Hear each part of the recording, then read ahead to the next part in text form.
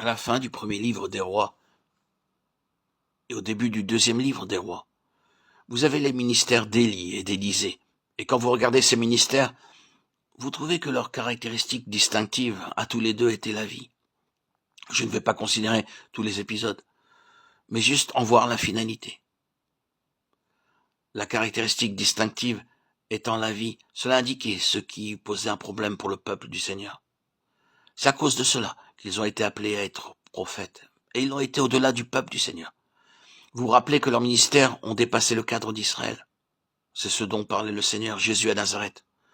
Je vous le dis en vérité, il y avait plusieurs veuves en Israël du temps d'Élie, lorsque le ciel fut fermé 3 ans et 6 mois, et qu'il eut une grande famine sur toute la terre. Et cependant, Élie ne fut envoyé vers aucune d'elles, si ce n'est vers une femme veuve, à Sarepta, dans le pays de Sidon. Il y avait aussi plusieurs lépreux en Israël du temps d'Élisée, le prophète, et cependant aucun d'eux ne fut purifié, si ce n'est Naaman, le Syrien. Luc 4, 25-27. Ainsi le témoignage devait toucher Israël, et au-delà d'Israël. Gardez cela en pensée. Et ce fut le témoignage de la vie, ce fut la question qui était en vue pour le peuple du Seigneur. Cela démontrait aussi que ces hommes étaient prophètes d'Israël. Une nouvelle fois, ce ministère rencontrait des situations qui étaient humainement impossibles. Le trait caractéristique de leur ministère, c'était la vie. Le Seigneur débattait avec son peuple concernant leur vie spirituelle et leur témoignage à l'égard des nations.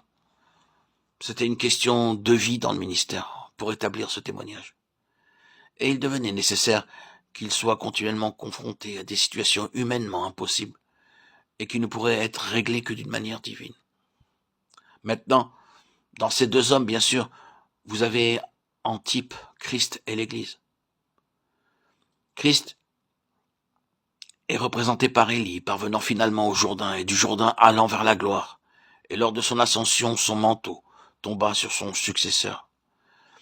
L'Église est représentée par Élisée, saisissant le ministère du Seigneur glorifié et élevé dans la puissance de son esprit, accomplissant ses propres paroles. En vérité, je vous le dis, celui qui croit en moi fera aussi les œuvres que je fais. Il en fera de plus grandes parce que je m'en vais au Père. Jean 14, 12. Que représente Élisée? Nous avons dit qu'il représente l'Église, mais nous devons être plus précis que cela. Il représente le ministère de l'Église sur la base du Saint-Esprit présent dans l'Église, mettant en évidence toutes les valeurs, toutes les potentialités de la résurrection, de l'ascension et de la glorification de Christ. Vous voyez qu'ils sont allés tous deux au Jourdain. Ils ont tous les deux traversé le Jourdain, l'un avec l'autre, en employant le langage du Nouveau Testament l'un dans l'autre. Sur l'autre rive du Jourdain a eu lieu la glorieuse ascension du Maître. Alors,